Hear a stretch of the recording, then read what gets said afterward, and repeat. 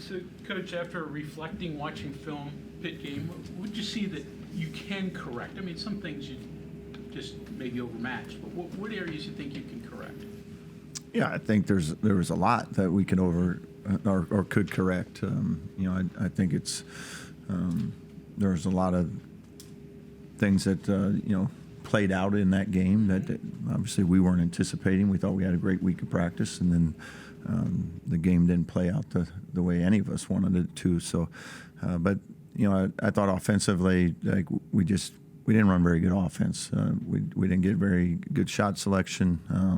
From pretty much about everyone. And a lot of that was just our movement, our activity, just all around there. So defensively, even though they were kind of scoring early, we were actually doing some pretty good things. We were getting the type of shots we wanted them to take. Now, as the game went on, that went away a little bit. But unfortunately, we talked to our guys like we're a good team when we're really hooked up and we're connected and playing together on both ends of the floor. But our margin for error is pretty thin, like a lot of teams.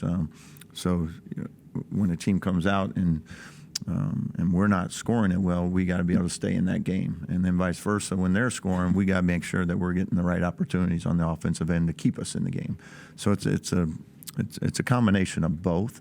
And then I think our first road game and everything it just snowballed on us, and we didn't respond well.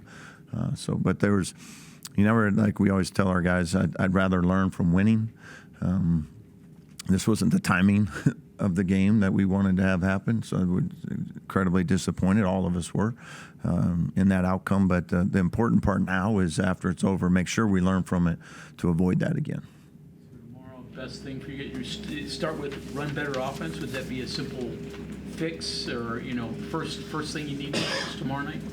Yeah, I'd love to say that would be it. Unfortunately, tomorrow night's a team that presses the whole game, and they give you just a different set of problems that again, we need to do a good job of handling. We haven't played a team that's pressed us like we're going to get pressed for 40 minutes. So it'll be another learning opportunity. Where are we at from a press breaker standpoint? And, in practice, it looks good, but when we get on that game floor, how do we respond and how do we react to it? But yes, offensively, we need to be better. We need to get more movement. We need to get better quality shots out of our offense, and then that's a good starting point. And then defensively, I think we've been really good at times this year when we've been engaged and really connected and tough and physical, and I thought we got a little passive as that game went on, and we were just reacting to everything instead of dictating as a defense what the offense was going to do. Watching that game close on the floor right there, it seemed like Pitt was pretty physical with you. Was that a simple thing as they were bumping you out of and taking you out of some of the cuts and things you run, that you just got to, like you said, be more physical, or is there something else you do to respond to that? I mean, they guarded us differently than what we do in practice. They backed off a couple guys and then locked on to a couple, which isn't anything crazy. But again, I just didn't think we had great shot selection across the board.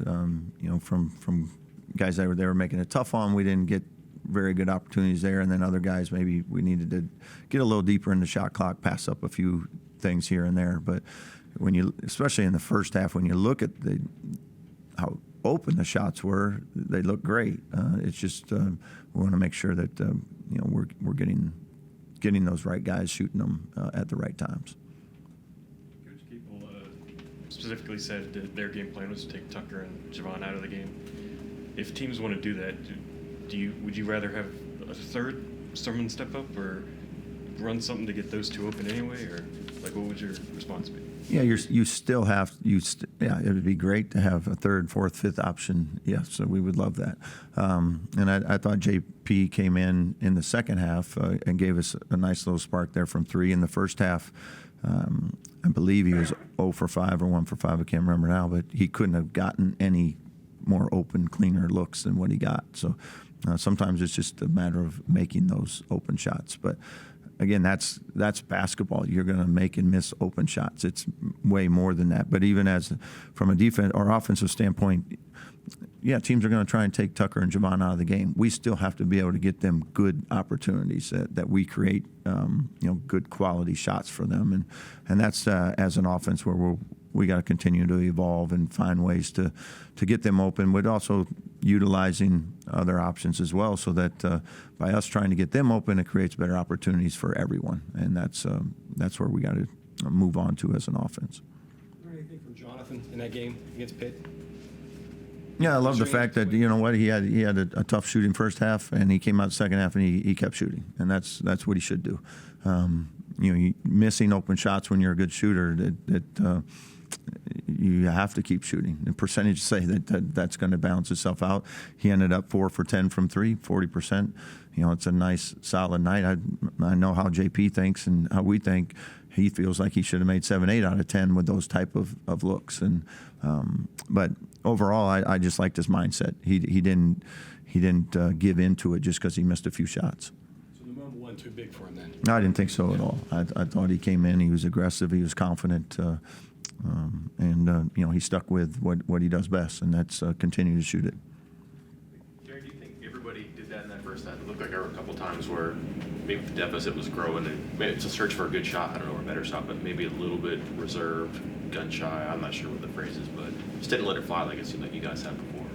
Yeah, I just think, again, I just didn't think we responded well to, we got hit with a run, it got away from us a little bit, and then I actually felt like we almost kind of turned the other way and went a little bit more everybody, not in a selfish way, but everybody was just trying to help and trying to almost get us back in the game by themselves. And that's, our offense is at its best when the ball is moving. We get great player movement and ball movement, and that's when we're hard to guard, and that's when we get better opportunities for everyone. Coach, when you talk about the kind of dominoes falling, Amani's foul trouble and obviously lack of minutes, how much does that play a role in how it affects the other parts of your game?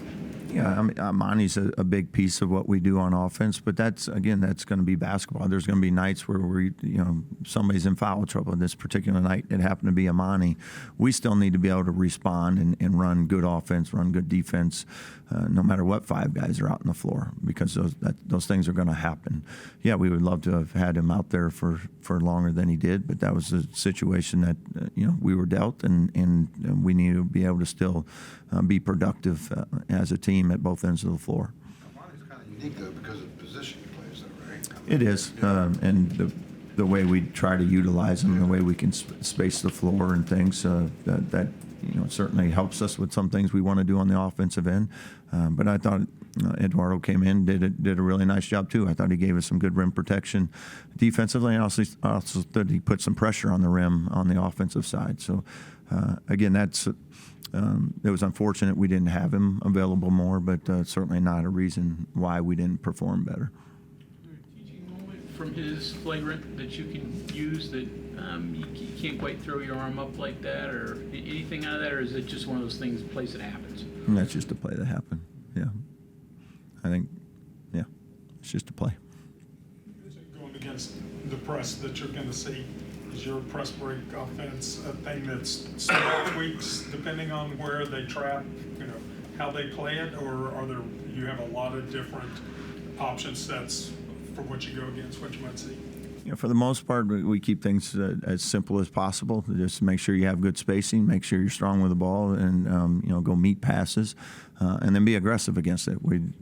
Last thing you want to do is get put on your heels, and now you're allowing them to press with no consequences. So if especially in the middle of the game, sometimes late in the game you're up by 10 or something. You're trying to maybe take a little more clock, but we want to make sure that we're attacking the press and putting ourselves in a position where if you're going to press us and we beat it, we need to go get layups or open threes. You mentioned obviously with press and Anderson. Is it similar to what he did at Fairleigh Dickinson? I mean, is that what you're trying to do? I know he's flipped the roster around. Yeah, they're they've been very competitive in all their games. Some solid games. Played some teams really tough. Had a good win against a typical good Vermont team. So, yeah, they're playing like new roster, but playing really hard, and they just keep coming. They've been down fairly big in a couple games, came all the way back. They just stay with it, and if you let up, they'll hit you with a 6-0 run really quickly. So that's the thing about them, is you can't ever get comfortable. They don't let you get comfortable. So you never get to just get into this set play and not feel anything. So for our guys, that's a different type of game than we played in so far this year. And that's what I'll be looking forward to seeing how we handle that. Realistically speaking, where are you as compared to where you thought you might be right now, especially after seeing yourself against the ACC team? Yeah, and again, like we had a secret scrimmage against an ACC team and did just fine. So Friday night was Friday night. That's not what we wanted to happen. It's not the what I thought how that game was going to play out, but it did, and we have to understand why and make the corrections. It's a young season right now. There's a lot of season to play out, and I've had teams when I was very good teams as an assistant coach at Creighton and also at Drake. Like, you have one or two of those nights a year. You need to make sure that those are just outliers. That's not who you are, and I don't believe that's who we are. And we'll get better because of it. Obviously, Robert Moore's game shots are falling, and I think you guys shot like 51. The next two games, it's been under 40 shooting.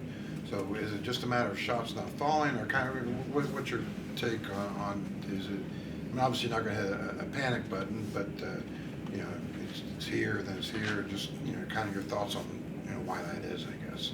Yeah, I think our offense needs to continue to get better as we see different defenses and things, and we need to. We'll get better at responding to those type of things. As an offense, there are things we're trying to get, and we got to do a better job of making sure we get to those things. There's some things that we're a little limited on, and that's okay. We just got to make sure we just play to our strengths as much as possible. And part of that of having a good offense is being good on defense, because if we're good on defense and we're getting stops, we can get in transition. I think our team is pretty good when we get out and we can play with pace and play in a transition game. We didn't get enough stops the other night, so then we didn't get in transition as much as we would like. And they're all connected at the end of the day. So your offense is bad, it puts your defense in a bad spot. Your defense is bad, it puts your offense in a bad spot. So overall, we got some things to get better at, and we know that, and we're going to work hard at continuing to do that. Did you schedule this game? This is you, right? This is just it was. I think it's like started a 4-year deal maybe last year. I'm not. I think he's asking the Iona game. Oh, the Iona game. Yeah. No, sorry. We did schedule the Iona game. Yeah, it was one of our later ones that I think we put on. Style, some coaches might want to avoid it, like an option team in football. You'd rather not spend time doing that. But did you see this and say, all right, this could be beneficial for us, or was it the last one in the pile that just happened to say yes? It was late, and there was yeah. It was yeah. Is there a benefit to seeing this? I think I know where you're going here. But like, this might be a style you'd otherwise want to avoid. But you just said transition. Maybe you guys were reluctant in transition the other night. You have no choice tomorrow. Like, do you find a way to kind of bake this into what you're trying to tell guys and how they take something good from it? I mean, this is a game we're playing, and we got to make sure that we're ready to try to win this game. Whether they're zone for 40 minutes, press for 40 minutes, whatever, team we're playing in this particular night, which happens to be Iona. We have to be prepared to try to beat them, and that means we're going to have to handle their press. In the long term, that's something that hopefully is a great thing for us, because now we've had to go against that, and when we see it down the road by somebody else, whether it be somebody that this is what they do every night, or it's a late game situation where you got to try to protect a lead or something like that, hopefully in the long term it's something that benefits us. Is this a team you can get it close and score? Get it? Throw it close to the basket, be able to score. Is a team you can do that with? At times, Yeah. At times, whether it be breaking their press or off a dribble penetration, but they do a good job. they scramble, they fly around, they just play with a lot of activity. So the biggest thing is just being strong with it and not giving them turnovers, especially live ball turnovers that lead to baskets that we can't defend. So we just have to make sure defensively we're always playing 5-on-5, which means we're not turning it over. And then on the offensive end, doing a good job of making sure we're getting the movement that we want and the type of looks that we want to get. Coach, there was a possession on Friday where KJ ended up on Diaz-Graham. If you're going to switch on defense, do you have to have like rules in place, like KJ don't switch onto a forward, or do you let that happen and then you just say if that does happen, well, somebody needs to go over and double team, or how, what's your approach to that? Yeah,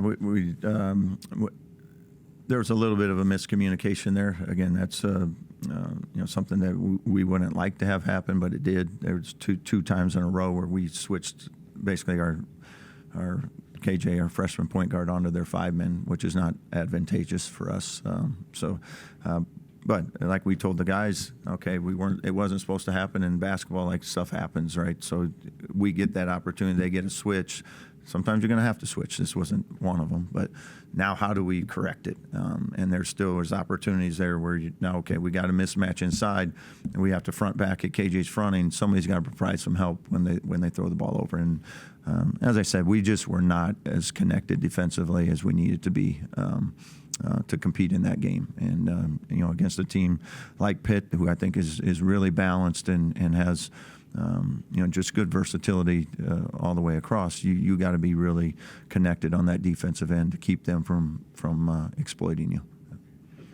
Obviously, the score, the output from the other night's not what you wanted, but I mean, that's your first WVU Pitt game. What were your thoughts on it? I mean, did you anything that other than the final score, anything that you took from it that hey, this was kind of neat? I mean, losing is never any fun, so I'm not taking really a lot of positives from it. I think if you just want to look at it from just a game perspective of, what, our guys were in a great environment. They had, a really good home atmosphere, played a really quality opponent, and it was a great early non-conference test for us, and that, the result that played out was not what we wanted. So we got to figure out what went wrong, and I think there are plenty of things that we can do a lot better. I think there's a lot of things we have been doing much better. We just that particular night we didn't bring it, and we from a learning opportunity, it's like that's what happens. Like, when we don't play a certain way, that's what you're setting yourself up for. And when we play the way that I feel like we're capable of on our top end, I think we're a good basketball team. Anything else? I don't think we're going to see you before you leave, but how do you approach the mid-season tournaments where you're going to play a bunch of games in really short amount of time? Yeah, I love the MTEs. I think they're, again, great opportunities for everybody to put yourself in this particular case in a tournament setting, so you can see how they kind of respond. You got to play 3 games in 3 days, very similar to post-conference tournaments. So you get a little idea of at some point, guys, this is what we're going to be in March. Of you're going to have to play one night, second night, third night. Gives you a little kind of early glimpse at some of those things. The recovery, the guys now they felt that. Hey, I played last night. I played 34 minutes. I got to do it again tonight. And then just from for us, you get these 3 games in 3 days. You're going to see 3 different teams most likely. From a learning opportunity, you're going to see teams that really post it. You're going to see teams that maybe play great in transition. You're going to see some zone defense. So it's going to really challenge your team, which is only beneficial for you as you move forward through non-conference play and preparing yourself for start of Big 12 play. Is now, by that time, you've hopefully, over those 11 non-conference games, you've seen a little bit of everything. You've been able to learn from where your deficiencies are. You've also been able to learn, hey, this is what we're kind of good at, and try to make those adjustments. So I love the MTE tournaments. I think they're great challenges, great opportunities for teams to learn a lot about themselves. Once you get to break out your flip-flops, right? I mean, Yeah. I typically don't get a lot of flip-flop time, but yeah. Thanks, Coach. All right, thank you all.